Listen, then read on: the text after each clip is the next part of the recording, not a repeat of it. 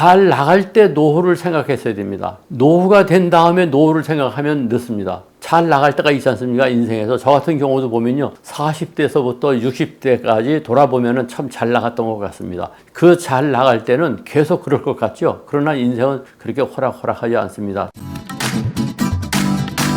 팀장의 조건 저자이신 조관일 대표님 모셨습니다. 여러분 안녕하세요. 조관일입니다. 저는 1막 인생을 마치고 2막에 들어와서 책 쓰고 강의하고 그리고 유튜브를 하는 유튜버입니다. 첫 번째 제가 오늘 말씀드릴 것은 먼저 가슴 치면서 노후에 후회하는 것 어떤 것이 있을지 생각해 보셨습니까? 노후일수록 후회가 남기 마련인데 여러 가지가 있겠지만 정말로 후회하는 것 7가지만 제가 좀 말씀을 드리겠습니다. 첫째는요, 왜 일찍 노후 준비를 안 했나? 이거 가슴 치면서 후회합니다. 노후 준비가 부족한 사람들이 대부분이죠. 젊은 날에는 어떻게 하면 되겠거니 하면서 지나가다가 40대부터 해야 한다 뭐 이런 얘기도 합니다만은 일찍 할수록 좋습니다. 두 번째는요, 건강관리죠. 건강관리라고 하는 것은 젊은 날에 해야 되는데 되게 노후가 돼가지고 뭐 등산도 하고 열심히 애를 쓰는데 사실 그게 그렇게 쉬운 일이 아닙니다. 우리가 젊은 날에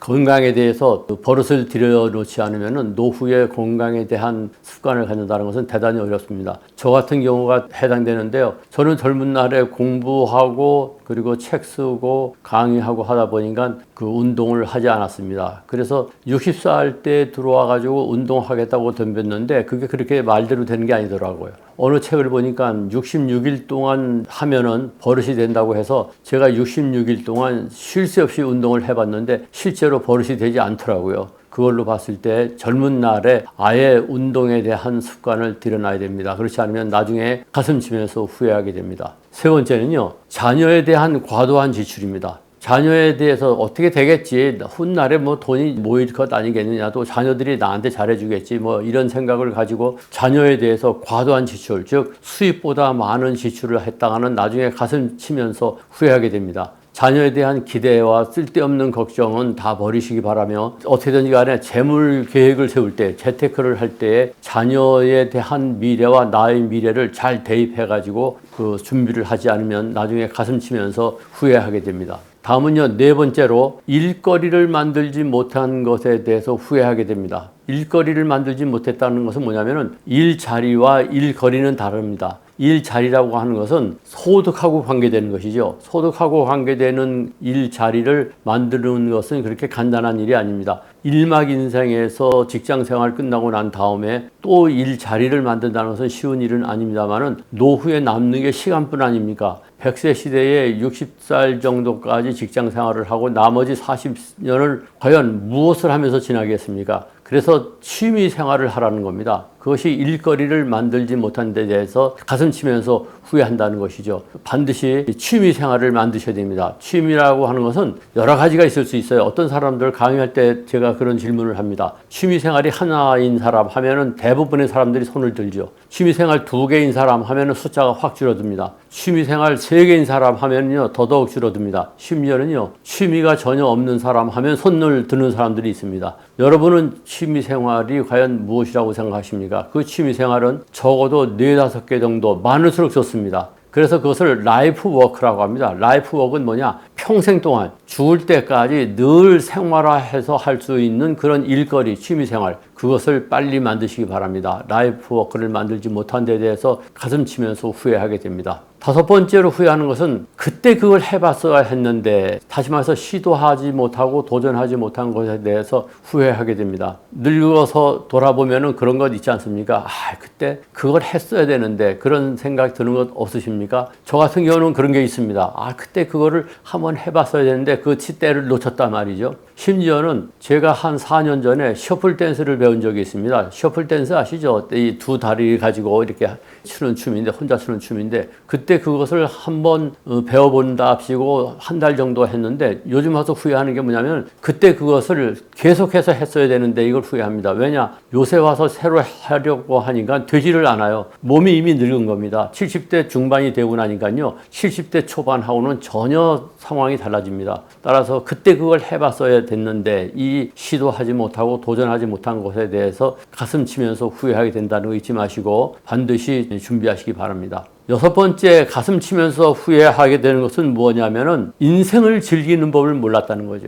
제가 거기에 해당됩니다. 젊은 날에 직장 생활을 6군데를 했습니다. 처음에 중학교 선생으로 시작을 해가지고 나중에 농협에 들어가서 일하고 또 행정기관에서도 일하고 연구소에서도 일하고 대학 교수로도 일하고 여러 가지 일을 하면서 또 책을 65권을 썼습니다. 이번에 낸 책 팀장의 조건이 64번째 책입니다. 다음 달에 책 한 권이 또 나옵니다. 그 정도로 책을 많이 썼으니까 어떻게 살았는지 알 수 있지 않겠습니까? 다시 말해서 인생을 즐기는 법을 몰랐습니다. 이제 와서 갑자기 시간이 많다 하더라도 과연 뭘 하면서 놀지? 여기에 대해서 굉장히 당황스럽습니다. 그렇기 때문에 열심히 노후 준비를 하는 한편으로는 인생을 즐기는 법도 배우시기 바랍니다. 그렇지 않으면 나중에 가슴 치면서 후회하게 됩니다. 마지막 7번째는요. 잘 나갈 때 노후를 생각했어야 됩니다. 노후가 된 다음에 노후를 생각하면 늦습니다. 잘 나갈 때가 있지 않습니까? 인생에서. 저 같은 경우도 보면요. 40대에서부터 60대까지 돌아보면 참 잘 나갔던 것 같습니다. 그 잘 나갈 때는 계속 그럴 것 같죠. 그러나 인생은 그렇게 호락호락하지 않습니다. 잘 나갈 때 노후를 준비하시고 언젠가 이 잘 나가는 순간이 끊어질 수 있다는 것을 각오하시고 준비를 하셔야 됩니다. 그렇지 않으면 가슴을 치면서 후회하게 됩니다. 젊은 시절부터 이걸 알고 미리미리 준비해야 되는데 참으로 우리는 그렇지 못하죠.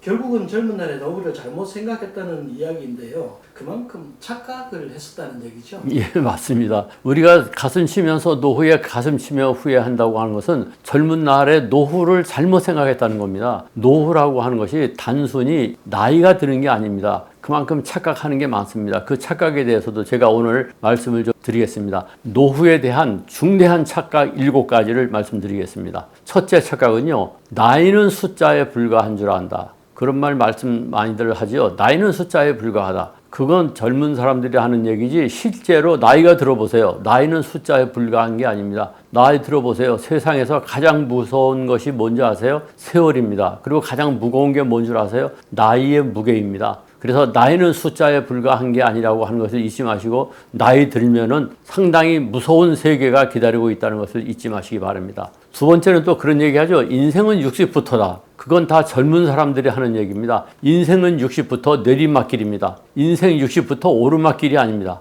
물론 오르막길이 아니고 내리막길이기 때문에 인생 60부터가 인생 40대나 30대부터 쉬운 면이 있습니다. 왜냐 오르막길보다는 내리막길이 쉽지 않습니까? 그러나 준비 안 된 인생의 내리막길은 참으로 비참합니다. 그렇기 때문에 속지 마시고 착각하지 마시고 인생은 60부터라고 하는 게 아니라는 것. 60부터는 내리막길이고 마무리를 해야 된다는 것. 아무리 100세 시대라고 하지만 무섭다는 것. 이것을 잊지 마십시오. 그것이 바로 두 번째 착각입니다. 세 번째 착각은요. 고령화 시대에 고령화 시대 하니까 늙어서도 일해야 되는 줄 아닙니다. 그 꿈을 깨세요. 미친 소리입니다. 늙어서는요. 인생을 즐기고 노는 게 맞습니다. 사람들 그런 얘기 많이 하죠. 고령화 시대니까 늙어 죽을 때까지 일해야 된다. 제가 지금까지 수많은 책을 읽었는데 고령화에 관한 책들을 읽어보면요. 하나같이 뭐라고 그러느냐. 늙어서도 100세 세대니까 일해야 된다. 일손을 놓아서는 안 된다. 그 얘기를 합니다. 그런데 제가 책 쓴 것 중에 노후화에 관한 책이 있습니다. 노후화에 관한 책이 있는데 은퇴 경쟁력을 갖춰라 하는 그런 책인데 그 책에는 유일하게 뭐라고 되어 있느냐 늙으면 놀아라 이렇게 되어 있습니다. 그래서 그 책을 좋아하는 사람들이 많습니다. 그러니까 늙어서 놀으려면 어떻게 해야 됩니까? 젊은 날에 연금 계획을 세운다든가 자산을 잘 관리한다든가 해서 노후를 확실히 준비해 놔야죠. 그렇지 않으면은 고령화 시대니까 늙어서 죽을 때까지 일해야 된다고 하는 착각에 빠지게 됩니다. 미친 소리라는 것 잊지 마시기 바랍니다. 네 번째 착각은요. 100세 시대니까 퇴직 후 40년 더 살 줄 압니다. 그거 착각입니다. 100세 시대니까 퇴직한 후에 40년 더 살지 모릅니다. 또는 120살까지 살지 모릅니다. 그러나 사는 게 아니지 않습니까? 통계를 믿지 마십시오. 중요한 것은요. 지금 평균 수명이 86세다 뭐 이런 얘기 하는데 86세라고 하는 통계가 중요한 게 아니라 내가 몇 살까지 사느냐가 중요합니다. 지금 병원에 가보십시오. 70대 후반 되셔서도 돌아가시는 분이 부지기수입니다. 그렇기 때문에 너무 말이죠. 100세 시대니까 아직도 40년 남았다. 살 날이 많다. 이렇게 생각하지 마시고 통계 믿지 마시고 중요한 건 통계가 아니라 나라는 것 착각하지 마시기 바랍니다. 다섯 번째는요, 자기는 그래도 멋있게 늙을 줄 안다. 웃기는 소리입니다. 멋지게 늙으려면요, 엄청난 노력을 하지 않으면 안 됩니다. 뭐 성형수술 필요하면 하십시오. 돈 많으면 하십시오. 뭐 피부도 관리하십시오. 나름대로 멋도 내십시오. 멋진 옷 입으십시오. 그렇지 않고 늙는다는 것 자체가 멋이 없어지는 겁니다. 어떤 사람은 그런 얘기 하죠. 늙어서도 참 멋있다. 그것은 괜한 위안에 불과합니다. 늙어서도 멋지게 늙으려면 치열한 노력을 해야 된다는 거 잊지 마시기 바랍니다. 그거 착각입니다. 그리고 여섯 번째는 막연히 무슨 수가 있겠지 하는 착각입니다. 대책이 없으면 대책이 없습니다. 노후에 우연한 행운은 오지 않습니다. 아무런 준비하지 않았는데 노후가 됐는데 말이죠. 와, 땡 잡았다. 물론 복권이 되는 사람이 있을 수 있겠습니다만은 대책이 없으면 대책이 없습니다. 따라서 제발이지 엉뚱한 착각, 막연히 무슨 수가 있겠지 이런 착각에 빠지지 마시기 바랍니다. 마지막 일곱 번째 착각은 그래도 자기만은 예외인 줄 압니다. 꿈 깨세요. 앞에 있는 저 노인의 모습이 여러분의 모습입니다. 어디 길 걸어가다가 앞에 이렇게 걸어가시는 모습을, 노인의 모습을 잘 보십시오. 그분의 모습이 바로 당신의 모습이라는 걸 잊지 마시고 그래도 나는 예외라고 하는 착각에서 벗어나시기를 바랍니다. 착각이나 후회만 안 한다고 행복해지지는 않을 텐데요. 직접적으로 노후에 행복하려면 어떻게 해야 할까요?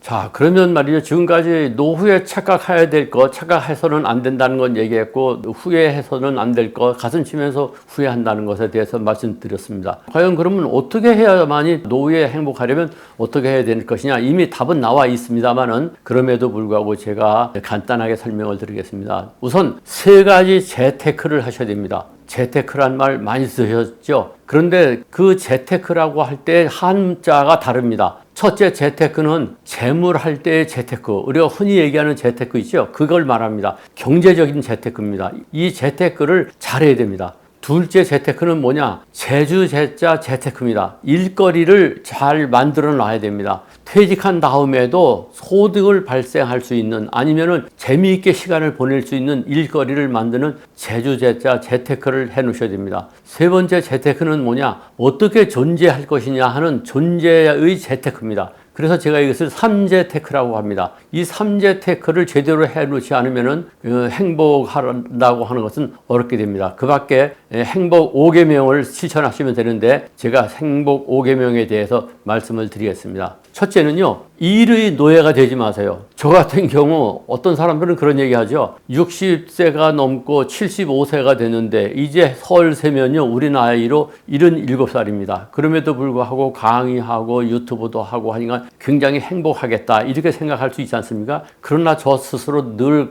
생각하고 각오하는 게 뭐냐? 일의 노예가 되지는 말자는 생각을 계속합니다. 일의 노예가 되면은 행복해질 수가 없습니다. 그래서 첫째 계명, 5계명, 일의 노예가 되지 말라는 것. 두 번째는요, 이웃과 비교하지 마세요. 아, 저 사람은 지금 저렇게 건강한데 나는 왜 그런가? 그러면 비참한 생각이 듭니다. 아니, 저 사람은 저렇게 잘 사는데 나는 왜 이런가? 비참한 생각이 듭니다. 이웃과 비교하지 마세요. 나는 내 세계를 만드는 겁니다. 싫던 좋던, 비참하던 비참하지 않던, 가난하던 부자든 간에 자기 나름대로의 세계를 만들어내셔야 됩니다. 이웃과 비교하는 순간 불행해집니다. 앞집에 사는 사람은 65세가 됐는데도 아직도 퇴직하지 않고 일한다는데 당신은 왜 일자리를 마련하지 못해서 놀고 있느냐? 이렇게 남편을 윽박지르지 마십시오. 그렇게 되면 불행해집니다. 그것이 두 번째 덕목입니다. 세 번째는요, 3등에 만족하십시오. 3등에 만족하라는 건 뭐냐면은 남보다 앞서가는 거 좋아하지 마시라 이런 얘기입니다. 올림픽에서 금메달을 딴 사람은 굉장히 행복해 한답니다. 그리고 2등인 그 은메달 딴 사람하고 3등 동메달 딴 사람하고 비교하면요, 3등 동메달 딴 사람이 행복해 한답니다. 왜 그러냐? 떨어지지 않은 게 행복한 거죠. 2등 된 사람은 그 1등 못한 것 때문에 불행하다는 거죠. 그래서 3등에 만족하라는 것은 뭐냐면은 안분지족하자. 대개 이 정도면 됐다 하고 스스로 만족하시라는 겁니다. 그것이 행복 3계명입니다. 네 번째는요, 사소한 것에 감사하셔야 됩니다. 우리가 뭐 성경의 말을 듣지 않더라도 만사에 감사해야죠. 작은 것 감사해야 됩니다. 오늘 이렇게 방송할 수 있는 기회가 준 것이 감사하고, 오늘도 숨 쉬고 살 수 있는 것에 감사하고, 오늘도 좋은 의사 선생님 만난 것 감사하고, 오늘도 아내와 도론도론 얘기할 수 있었던 것 감사하고, 오늘도 한 끼 식사를 먹을 수 있었던 것 감사하고, 사소한 것에 대해서 감사할 줄 알아야만이 행복하다는 것이 행복의 네 번째 계명이 됩니다. 다섯 번째는요, 오늘을 즐기셔야 됩니다. 오늘을 즐기셔야 됩니다. 탤런트 김혜자 선생님이 텔레비에 나오셔서 그런 말씀을 하시더라고요. 오늘을 사십시오. 눈이 부시게. 저는 그 말을 듣고 정말 감탄했습니다. 맞습니다. 나이가 들면은 내일이라고 하는 것은 보장할 수 없습니다. 친구 중에도 그런 사람이 있지 않습니까? 오늘 멀쩡했는데 내일 돌아가신 사람이 있습니다. 최근에 보면은 어떤 탤런트께서도 오늘까지 괜찮으셨는데 하룻밤 사이에 저 세상으로 떠난 경우도 우리가 보지 않았습니까? 노인이 되면은 내일은 없습니다. 그렇게 생각하세요. 그렇기 때문에